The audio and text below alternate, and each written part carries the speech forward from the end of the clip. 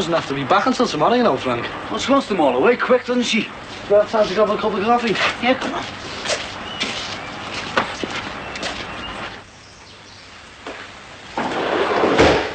You started on the shed and all, have you, Frank? I just thought to get it done, you know. How long have you been here? About an hour. Do you always work like that? I just thought, you know, try and get it done before Pastor come back, like. What time's she coming? Not until tomorrow. And I wanted that shed down before I went there. Steve's on that thing and it'll fall down. When are we supposed to hump it all, like? Tonight? What? The cookers, the shed and the bleeding sofa. You can do a few trips. Can't, you know. I'm sailing tonight. Well, then it's the keys, then. Oh, no way. Put myself on the line borrowing that truck. It has to be back by tomorrow and in one piece. Oh, come on, I'm a sound rubber duck, me, you know. Is that why you lost your licence, Frank? You don't need a licence to know how to drive. You do with me. Bloody hell.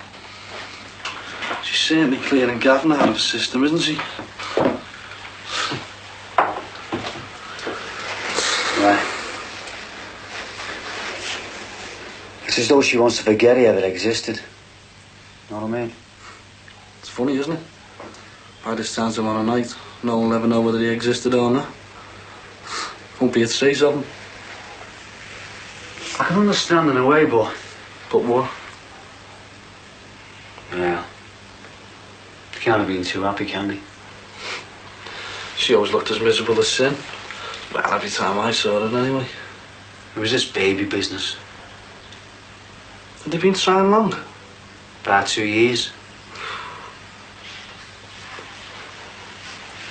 Gavin didn't want kids. Well, not really. He told me once. Out of the school he was. Going on and on about how marriage had ruined his sex life. All started when they moved here. I remember when they moved in. We were sitting in there having a cup of tea and he said it then. New house, new start. All that garbage. That's what he said. At first he thought it'd keep her happy. Something to take her mind off it, like. Didn't seem to work, though. Christ. I remember him telling me once about how he had to deliver sperm samples and perform at specific times so that the doctor could examine it. It put me off me stroke and all. Yeah. Well, till I moved here to give her something to do. Had to be, didn't it? A rock and horse wouldn't even think you could do the cougars out there and get away with it. Not with old Roger next door, anyway. Bit of activity over at the tailor's.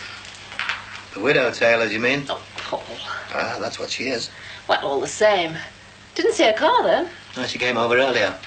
Gone back to her sister's now, I presume. Wonder who it is over there, then. One of those Johnnies who helped them move in, I think. What are you doing? I'm just running over the social security leaflets again. Whatever for? Free school meals. What? You're not serious? Well, you told me we had to economise to pay the rates bill. Or sell the car? Well, what are you doing, then? Research. Gearing myself up for when unemployment benefit expires and I have to throw myself on the humanitarianism of the SS. What? SS. Social Security. It's a sardonic joke. Probably coined by someone who read about the real SS in a comic. You're not serious about free school meals, are you? Not if I'm one of the 3 million. Why shouldn't I apply for free school uniforms as well? At a private school? I think I have a case for arguing that the expenditure was committed before the redundancy was known. About time he had a new one. What? He's growing up. What? Oh, your father's thinking of applying to the SS for free school uniforms. I'd rather go in rags. Nonsense, who'd know? I would. It'd be the same uniform, the same money. Instead of the government giving me the money through the unemployment office, I'd get it from the Social Security. Same banker, different account, that's all. Not to me, it isn't. My God, you'll have me all free school dinners next. There's nothing wrong with this uniform. I thought we were trying to save money. Not a question of saving money, Gordon, but what we're entitled to under the welfare state.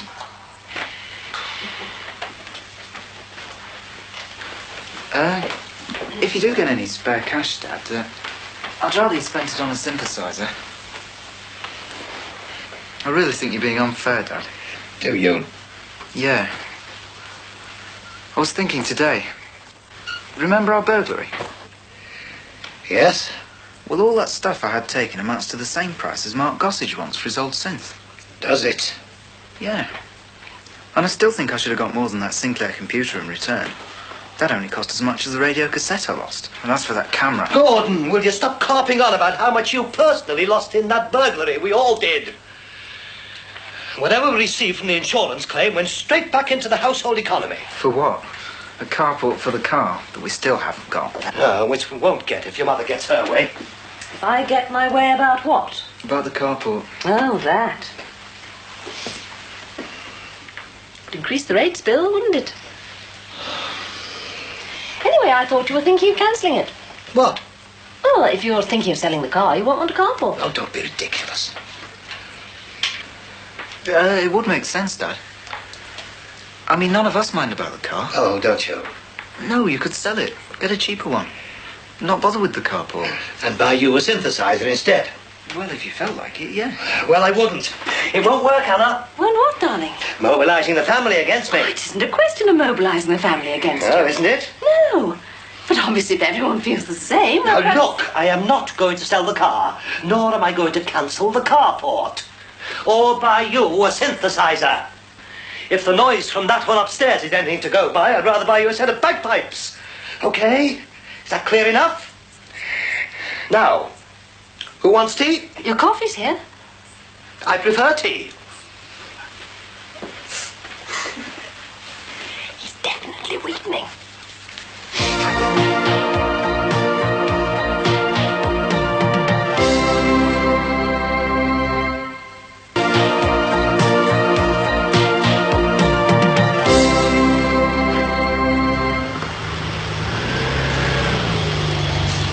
So much for the surprise. I thought you said some other Frank. Not me.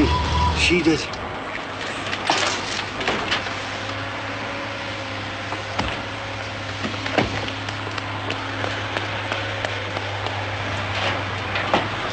What's up? I thought she wasn't coming back till tomorrow. So did I. She just wants some clothes.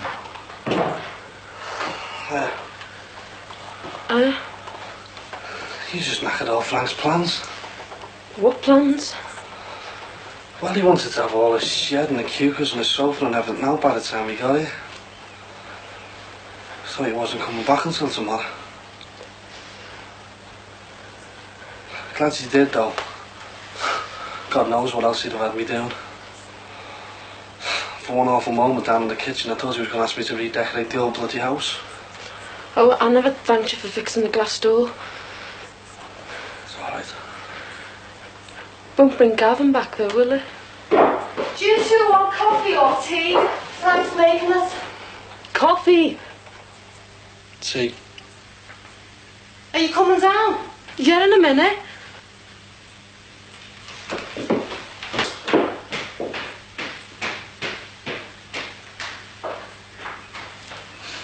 I told you to make someone a wonderful wife, didn't I? I don't know which to do. Kill myself or Gordon. You should be grateful that he hasn't taken an interest in drums. Doesn't have to. That thing can simulate them. See? Whoever thought of those things ought to have been shot. Electrocution would be more appropriate. But doesn't it bother you? No, not really. Actually, I think you're more bothered about who it belongs to rather than what it is. Don't I have cause? Don't Gordon running the streets with the likes of Gossage and Crawford? He's merely taking an adolescent interest in the latest music. The neighbours complaining. Doubt if anyone's home from work yet. What about the electricity it uses? I thought we were being cost conscious. Couldn't you claim it on the Social Security? He's been a really good mate, Frank. He's been in prison, you know. What for? Don't know, something to do with his car. It was before I met him in Gavin. Been on long? I met him the same time as Gavin. At the Grafton. God knows what I was doing there. It's one of our Christmas parties at work. I don't know how we decided to go there, though. Anyway, it was Frank who tried to get off at me first. He wanted to take me home. Gavin seemed more interested in the girl I was dancing with. What was her name? She did the accounts and that. Red hair and... Andrea. No, Anthea. I can't remember her second name. Anyway, he seemed more interested in her. She didn't want to know. I fancied him, though. But I had Frank trying to get his hand up my jumper all night. It wasn't funny at the time. I mean, I really like Frank now. He's just not my type. What happened? Oh, by the time Engelbert's Humperdinck's last waltz had been dredged up from somewhere, Frank was legless and Anthea had gone off with the sales rep from Rank's Xerox. He always came to our office parties.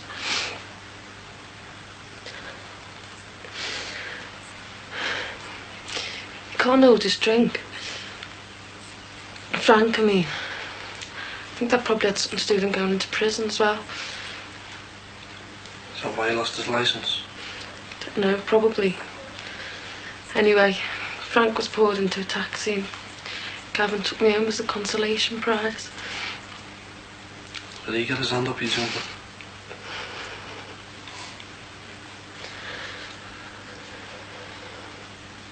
I think Frank still regrets missing out, you know. Don't be daft. He cares about you.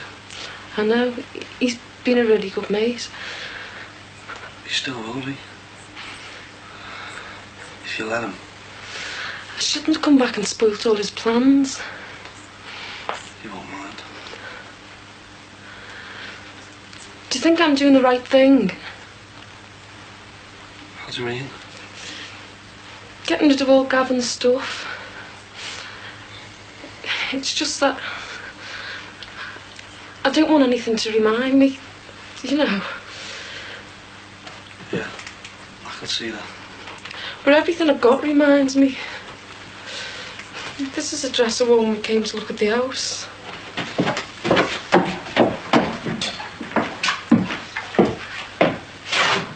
He didn't want to come over here, you know. Kept going on about how he could fit the whole house into the living room of our old flat. He only did it for me. You won't want to keep the cookers as a memento, though, will you? And if you play your cards right, Frank will have the shed ripped down and the garden served over by the weekend.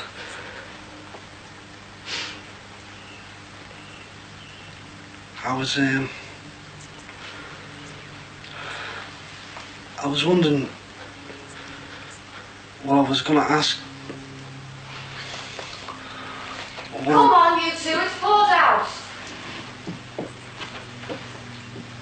What were you going to say? No, doesn't matter. We better get going, else Frank's going to have a cob on. He's probably made some sarnies as well.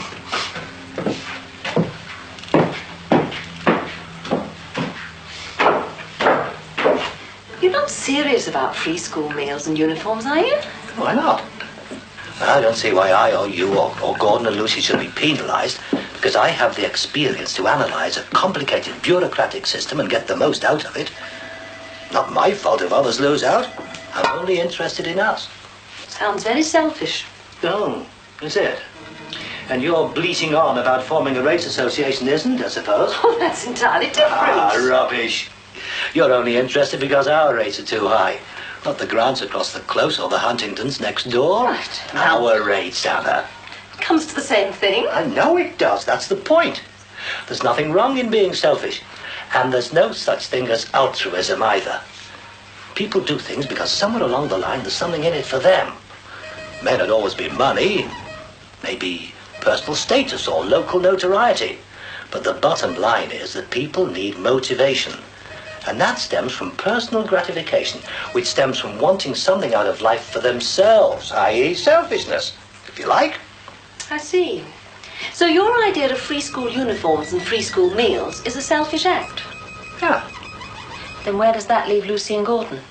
Facing a stigma at school, that's where.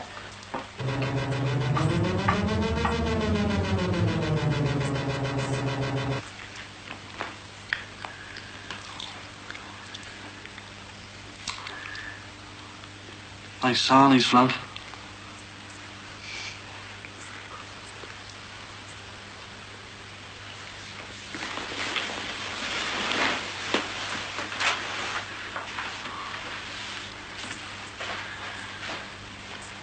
Anyone want any more tea or coffee? I'll have one, Frank. Coffee?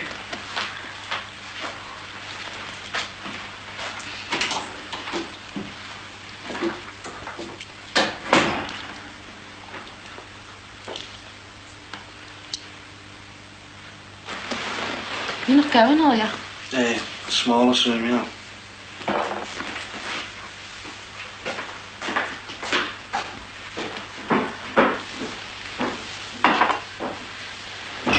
Do you mind if I smoke, Pet?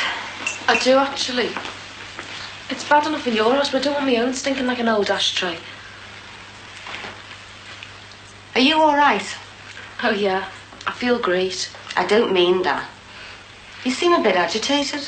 I'm always like this when I lose a husband, or hadn't you noticed? There's no need for that. You know what I mean. No, Marie, I don't.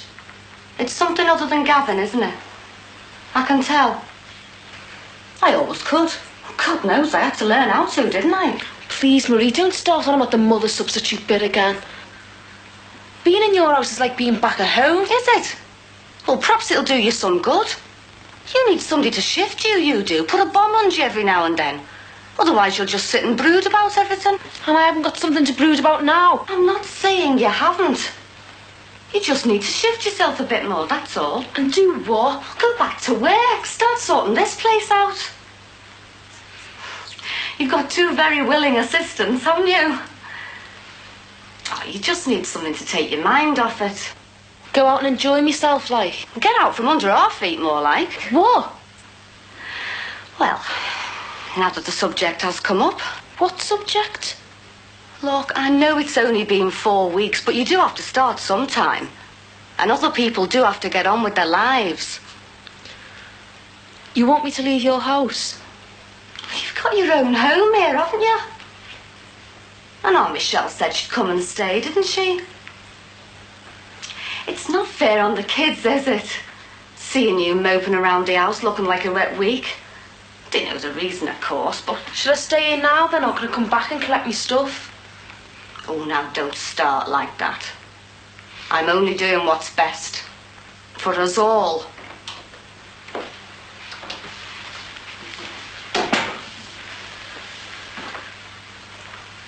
There you go, Pet. After we've done the shed, we'll shift this for you. You're not serious about getting rid of this settee, are you? It seems such a shame. Are you sure? Yeah. Well, are you giving it away or selling it or what? Why? Think it looked good in your front room? Well, it wasn't, but now you come to mention it. How much do you want for it? I don't know. Barry said he knows somebody who might be interested in it. You'll have to match 300, Biddy. What? Well, it's 3 letter this, you know. Who's going to pay that? A mate of mine. Well, he's not really a mate. Some flash merchant. Owns a couple of clubs in town, you know. Why didn't you tell us before, you? You're not the only one who likes surprises, you know, Frank. You know, it's not bad, though, is it? And here's me thinking I'm going to be the hero, getting a ton and a half for the cougars. 150? Yeah, you two must have some pretty stupid mates. How did you manage to get that for those, Frank? Well, they may not be worth much now, but done up a bit, you know, you can get 50 quid profit on each of them easy. Sounds like you're going to be a rich widow, our kid. Yeah. Especially with his insurance policies. Seems like Gavin's worth more dead than alive. Aren't we all? Leave her. She's got to cry it out. I'll shift the cups before we start on the shed.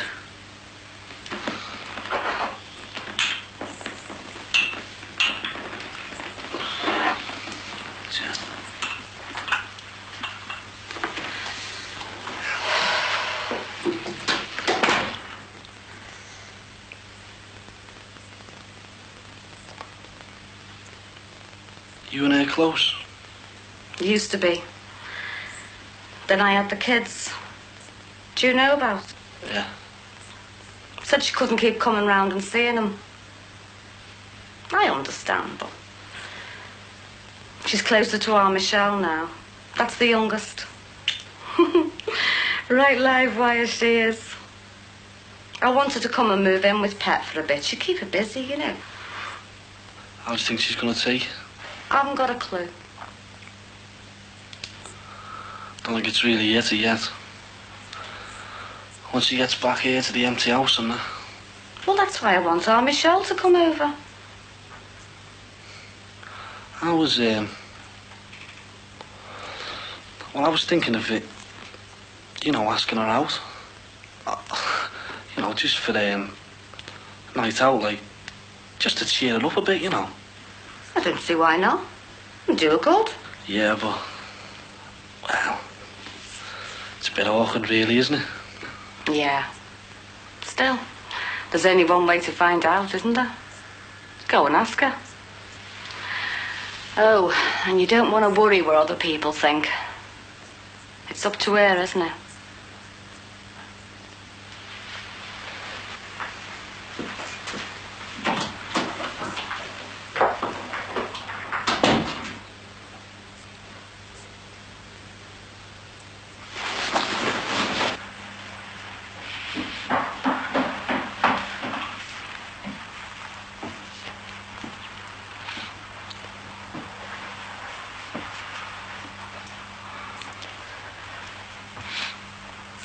You okay?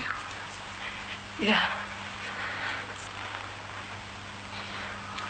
I wanted to ask you about something. Would you do something for me? Yeah? Take the Gavin Pet sticker off the car. You okay?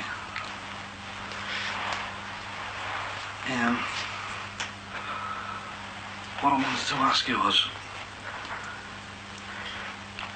if, You know me and Gavin were trying to have kids. yeah, And he's dead now.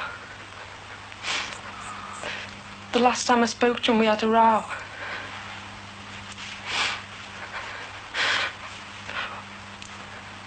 Well, I think I'm pregnant.